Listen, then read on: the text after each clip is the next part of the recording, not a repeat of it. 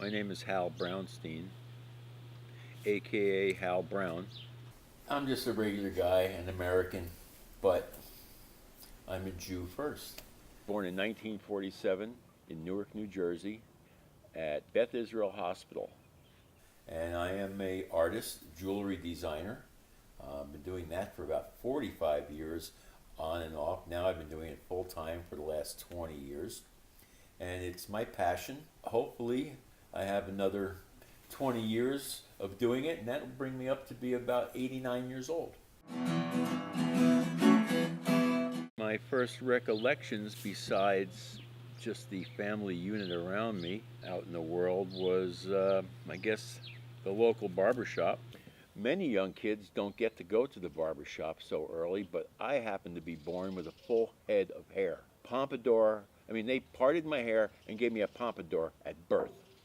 But I remember being about 4 years old, and I was in there with my grandfather, and I noticed the barber, whose name was Adolf, who was at the first chair, and then the second chair was Mike, and it was summertime, so they had their short sleeve white little shirts on, barber shirts, and I noticed that they had numbers tattooed. I didn't know what tattooed, I just thought they were written. There was numbers, long numbers, on their arms, on their forearms, and I asked my grandfather, and my grandfather's name was Isidore, but I called him Izzy, and I said, Izzy, how come those men have those numbers on their arms? And my grandfather began to tell me the story of what had occurred during World War II and Nazi Germany and the Holocaust and the millions of Jews that were killed in the concentration camps.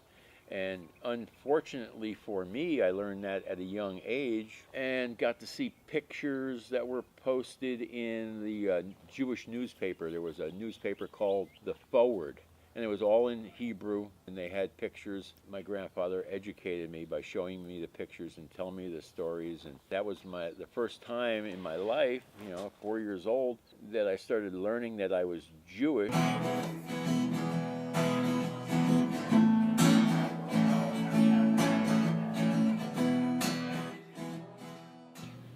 My family unit was quite, I don't know, it didn't seem any different than anybody else's, but I didn't live in anybody else's family unit but my own. And my family owned a chicken business, which was a live slaughterhouse in Newark, New Jersey. There was a lot of rage going on my father's end, and then the other influence was all the stories that I would hear as a child via my grandfather and my grandmother and uncles. The stories stayed with me.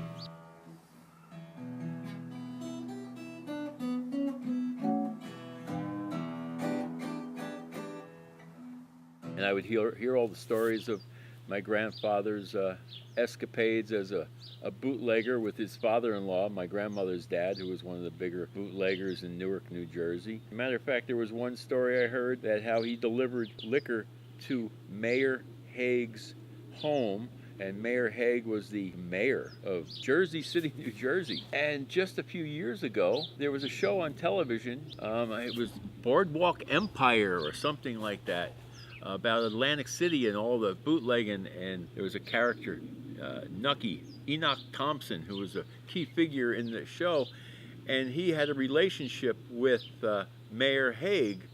All of this corruption was tied in, and I sat there and going, I heard about all these stories when I was 5 and 6 years old.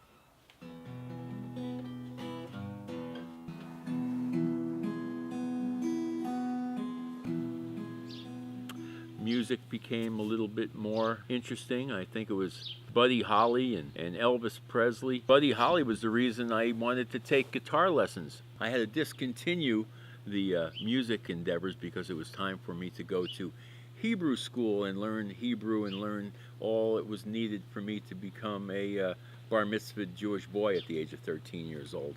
The event itself was rather spectacular. Must have had 200 people at this event, and all my friends and extended family members and friends of the family. And my mother told me that her father, my grandfather Reisman, footed the bill for the whole event. That was over. I was really relieved when I didn't have to go to Hebrew school anymore. I sort of had this kind of feeling to assimilate into non-Jewish surroundings, people-wise, because it was kind of tough being Jewish in 1960s America. I mean, even with the Jewish friends and family that I had, it's like you go to somebody else's bar mitzvah when I got a little older, or a wedding, and you're sitting there with your cousin who's a doctor, and the other cousin who's a lawyer, and the other one who's an accountant, and basically you're still in the family business of having a poultry market, aka trying to be a creative person creating different types of art. And in everybody's eyes, I was not a success.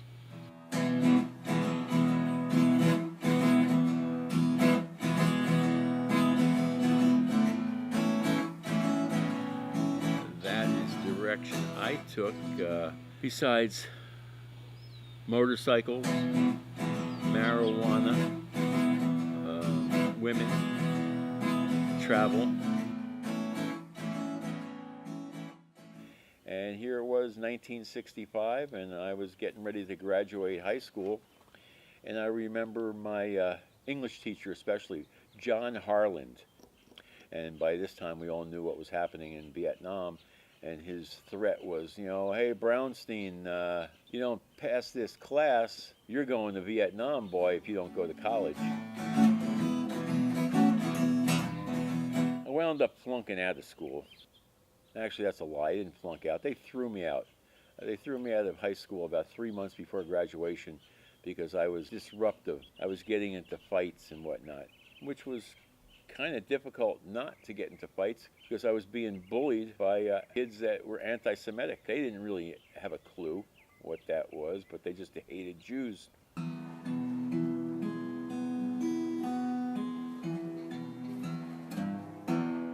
So time goes by and I find myself, it's 1967, and I was living in Asbury Park, New Jersey, and this is what they call the summer of love. Everybody's got flowers in their hair and bell bottoms and sandals and funky sunglasses and, smoking a little pot. That was also the year that I received a letter from the Selective Service Department, which meant I had to show up for my Army physical, and I was going to be tested prior to being drafted and go to Vietnam.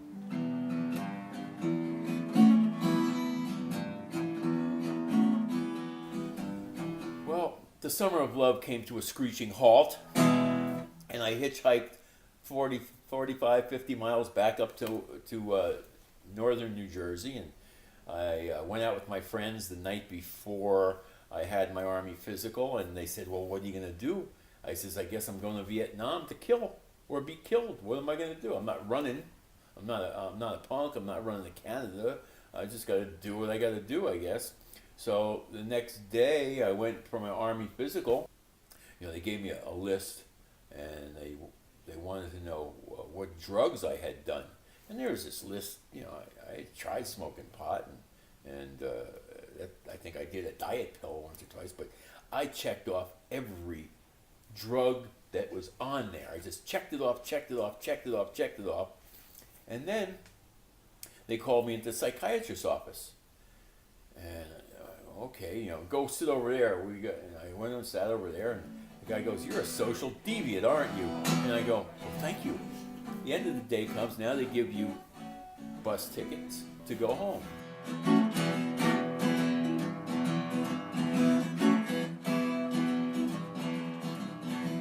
As time went by, and this one was being drafted and that one was being drafted, I just sort of, was in party mode, figuring, hey, I could go at any minute. I might never return. So I went on with my life, and then I found out about a year later that within a couple of months, my mother received a letter from the Selective Service that I was classified as 4F and would not have to serve in the armed forces. I was happy, of course, but I didn't realize what the whole process had done to me as far as life decisions. And unfortunately, I developed a lifestyle that continued for the better part of my life, drugs and drinking and partying and sex and just thinking that living each day as if it was my last.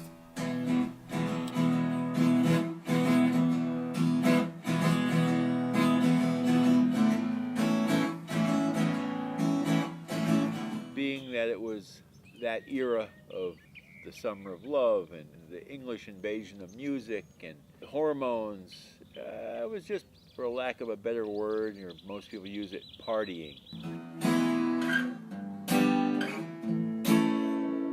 You started observing, there was a specific type of artwork at the time, with Peter Max and Andy Warhol. And I remember being in Asbury Park. It was like July, and a couple of buddies of mine and I were going to take a bus ride up to Greenwich Village to see another friend of ours and see if we could get some pot or something. And here we are on the bus, and the bus route from Asbury Park to New York City actually went through Newark, New Jersey. And here we are on the bus, and we are in disbelief what was going on around us. I mean, it was just, there was state troopers, and there was the Army, I guess National Guardsmen. There was 16 National Guardsmen on every corner of every intersection with guns, and buildings were burning. And later on I found out that my grandfather came to work that day to the chicken market. He got out there, and we had big glass windows in the front, and somebody with soap had written on the front of his windows, on both sides of the front door, on both windows, it said, "Soul Brother," which meant to the people that were rioting, do not disturb this building, this business, because we like him. He is a good person, soul brother. He was part of the community. Our clientele was 99.9% black at the time, and had been for many, many years. This was the go-to place to get their live poultry. And they were treated always with love and respect.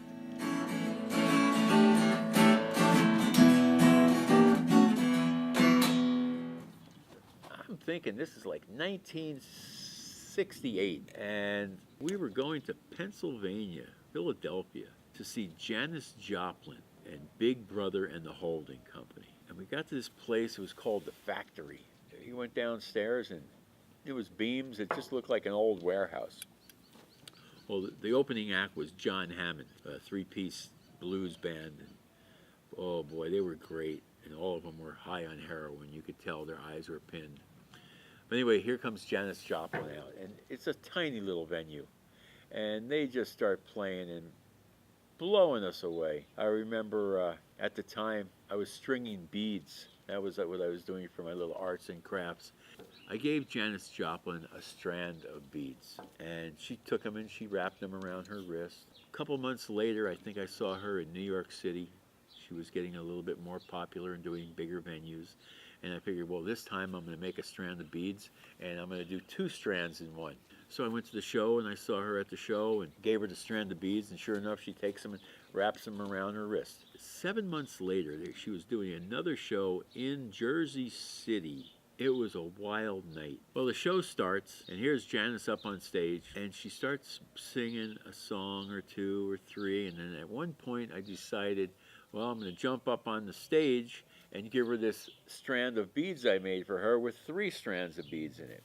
So I jump up on the stage, because I was sitting in the second row, and I'm up there, and Janis recognized me, of course, and I give her the beads, and she puts them on her wrist, and she takes my hand, and now I'm standing up on stage singing this song with Janis Joplin, and everybody is going wild. All the people that knew me in the crowds were just absolutely going wild. All of a sudden, from the side of the stage, some security guard comes over and grabs me and throws me off the stage. But as I went down, I was looking up at Janis Joplin, and as I was going down, she saw the guy do this to me, and she turned around and she sucker punched the guy right in the jaw. Never missed a beat, kept on singing. The crowd went fucking wild. And I wound up hooking up with a couple of gals that night in the crowd and went home and had a party.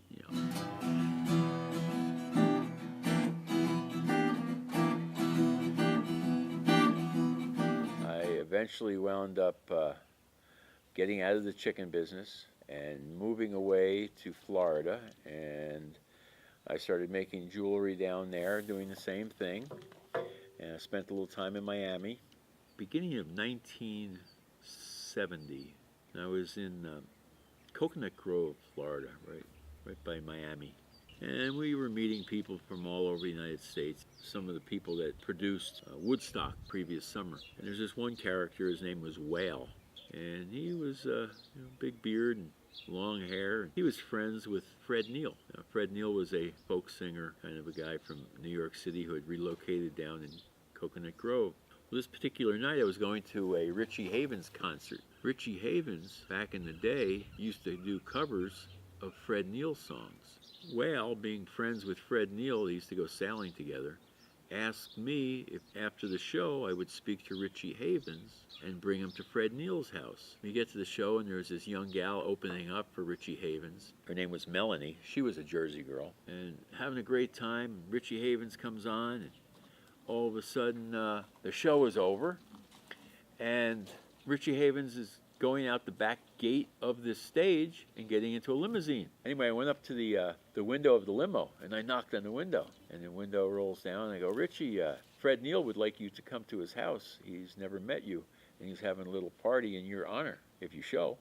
He says, sure, but I have to do an interview with the college newspaper. So why don't you hop in the limo and we'll go from there. So I got in the limo with the girl I was with, and we went up to the hotel room, and they interviewed Richie. And after that, it was about 1 o'clock in the morning, we went to Fred Neil's house, and the two became best of friends. 15 years later, I was living in Asbury Park. It was like 1985, and there was a concert in Asbury at a venue, and Richie Havens was going to be there. So I go to the show, and I see Richie Havens up on stage. Funny thing was, when I first met Richie Havens, he had no teeth. And now, since he became a little bit more affluent, he bought himself some teeth. And he had a great smile. But anyway, I go, Richie. And he looks down from the stage. He goes, Melanie concert, 1970. I mean, 15 years later, you remembered me. And it just goes to show you, either I'm pretty memorable or he had a good memory.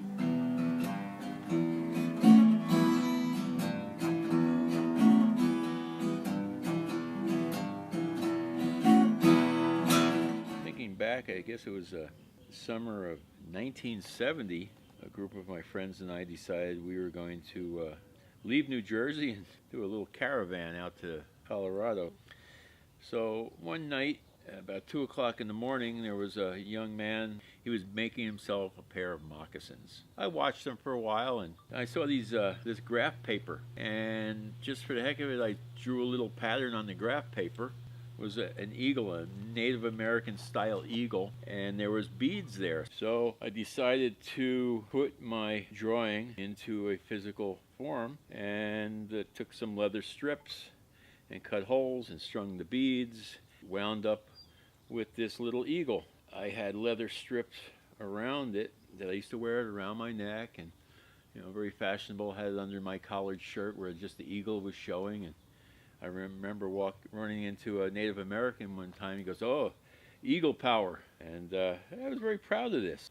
I mean, this is 2016. What does that make this? 46 years old, and it's my first piece of wearable art. That's what I put a label on my work that I do now as wearable art.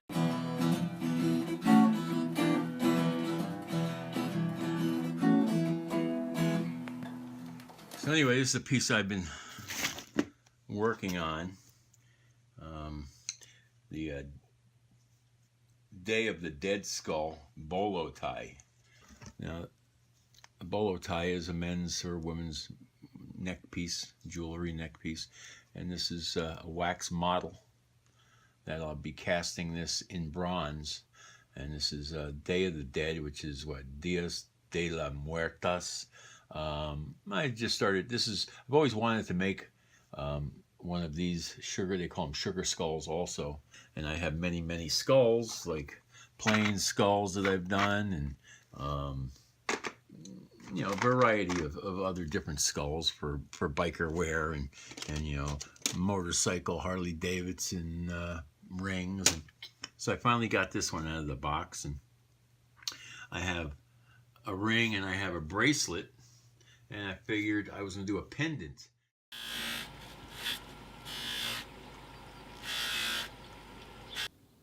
although I've done, many different types of commissioned pieces for people, traditional stuff, but this has always been my style, the braiding. I found out about lost wax casting, and that's what this is. I create these sculptures in wax and then do a plaster casting of it and do the finishing.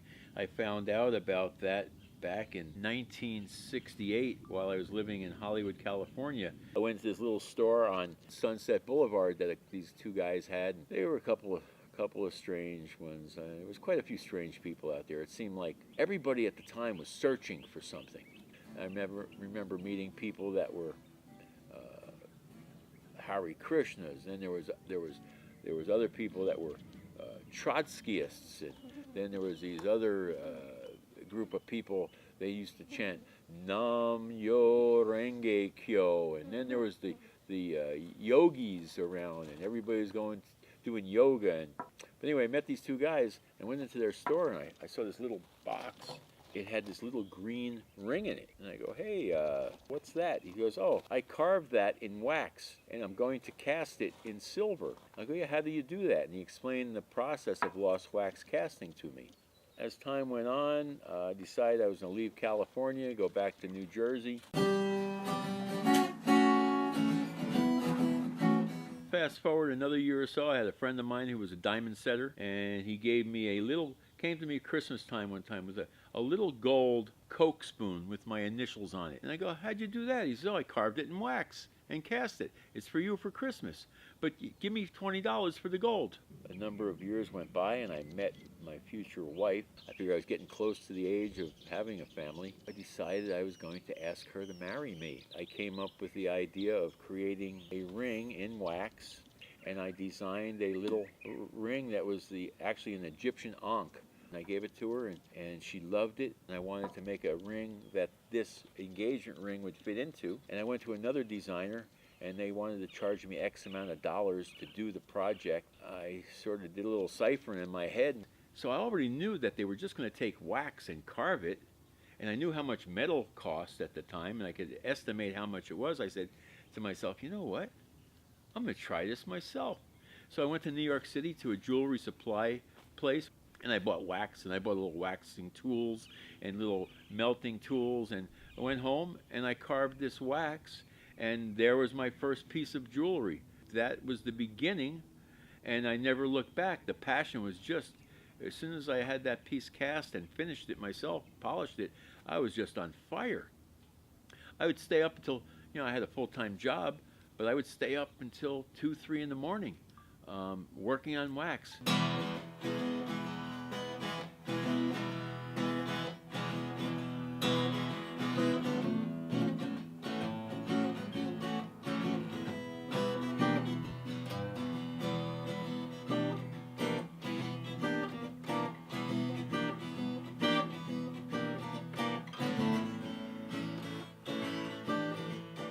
I was chicken man by day and jewelry by night. I spent a number of years in my little workshop till 2 o'clock every morning creating stuff and learning as I went along and experimenting. I weave wax, I braid wax, I twist wax, and I sculpt wax. And I got excited.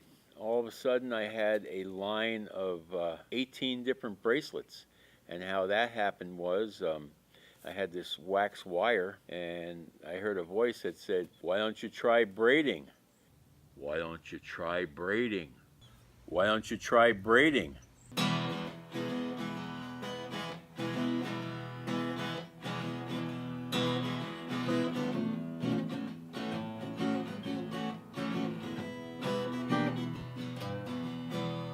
This is 6 wires, and I can do 2 different types of braiding on it. I can do a flat braid, or I can actually fold over the braid like this. And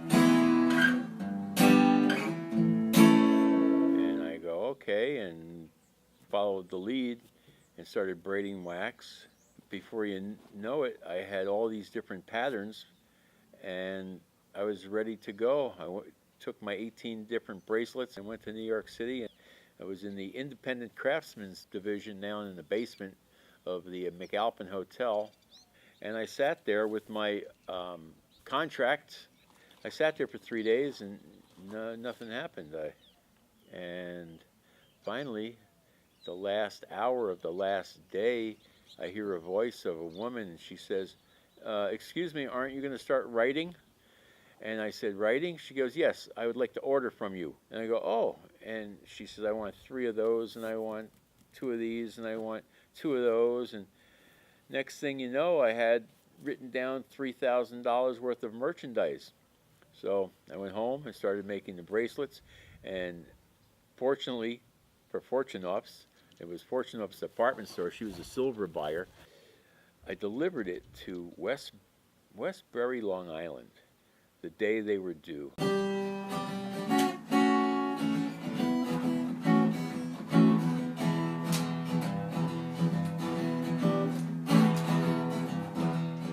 Halloween 1978, and I had purchased 4 tickets to see Frank Zappa at the Academy of Music in New York City. He always did a Halloween show in New York City. So after the show, and it happened to be the first show, the 2 girls that I went with worked for Warner Brothers Records at the time. So at the end of the evening, 2 or 3 hours, 4 hours later, we wind up uptown at a place called Elaine's, which was rather popular back in the day. Sat down towards the back of the restaurant, and all of a sudden I hear a voice that sounded familiar, and I sort of turned around, and it happened to be Frank Zappa. He was with a couple of gals, and the 2 girls that Frank Zappa was with knew the 2 girls that I was with. So everybody introduced each other, and we said, hey, you want to sit here? And the girls put the tables together, so here I am having dinner with Frank Zappa. And just kidding around, I pulled out this 4th ticket that was not used for his concert, and one of the girls he was with says, oh, would you like him to sign it? And I kind of looked at Frank. Frank looked at me. He knew I wasn't into that. And I go, well, we just sort of shook it off, looked at the girls like, come on, girls, get real. And I just put the ticket down on the table, and we continued our conversation. As a matter of fact, I was telling him that for about 3 months, I lived in the house that he lived in Laurel Canyon, a few years before I lived in it. Anyway, he looked at me, and he looked at the ticket, and just nonchalantly picked the ticket up, and he happened to be eating pea soup. And he took the ticket, and he goes like this, and he dips the ticket in the corner of the ticket in his soup. And he took it out and shook off a little drop of soup, and here's this corner of the ticket covered in pea soup, and he goes, how's this for an autograph?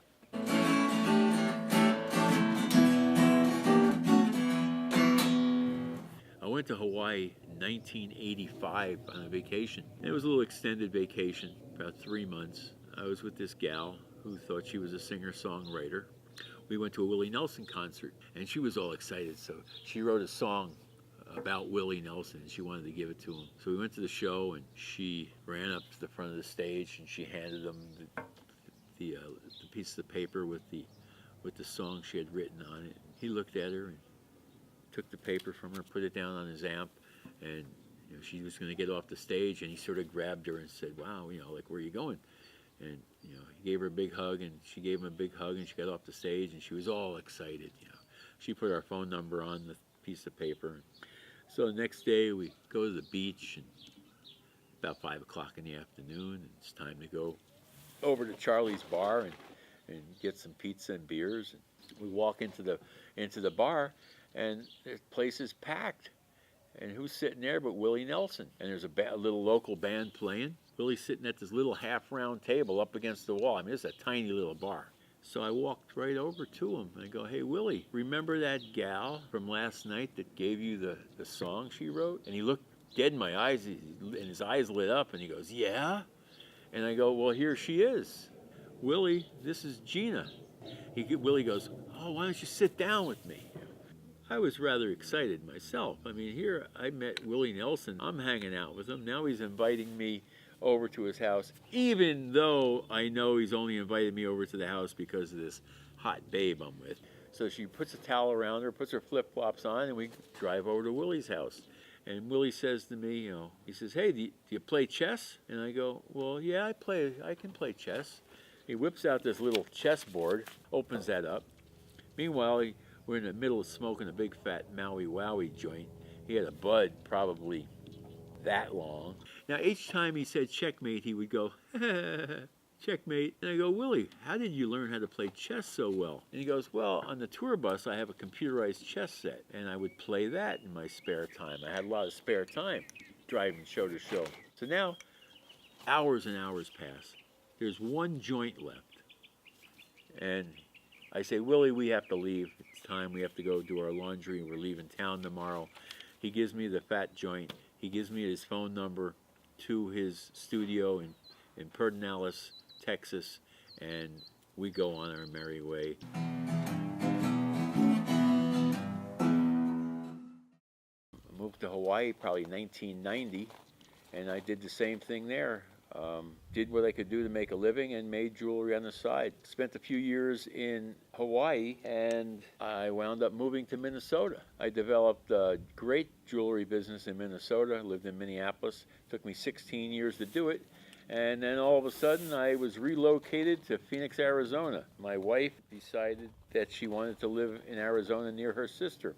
Before I even got down to Arizona, I made some phone calls and I found myself some studio space in Scottsdale, Arizona, and started doing craft shows and farmers markets. Joined a couple of art guilds. From there, I decided to set my tables out at a motorcycle bar up in Cave Creek, and I did that for weekends for a couple of seasons, and it did quite well, but kind of got burnt out from doing all of that. Now that I'm 68 years old, that pop-up tent that all these artists use gets heavier and heavier every year. So I decided to try a different approach. Now I'm just using Facebook. I've got a couple of thousand friends on Facebook, and I have developed in the last 10 years here a clientele, some of which are collectors, and they buy a couple of pieces a year. I was just visiting with another jewelry friend of mine, and he said, "It's important that you pass what you know on." And I go, "Well, yeah, I've taught a couple of people. I can teach my process and show people how it's done, because I've developed this process and my creativity over the years where there's no trial and error on their part. I got all the tricks that I can teach them. The only problem is you can't teach somebody passion."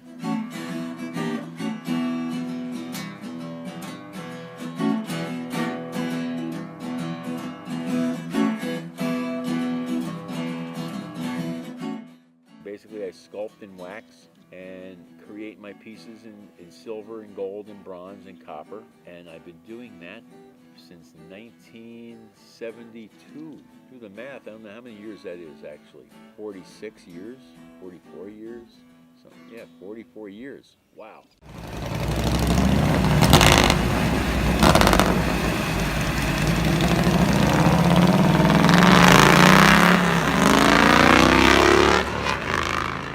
That was the beginning of the whole getting paid, the beginning of getting paid for my passion.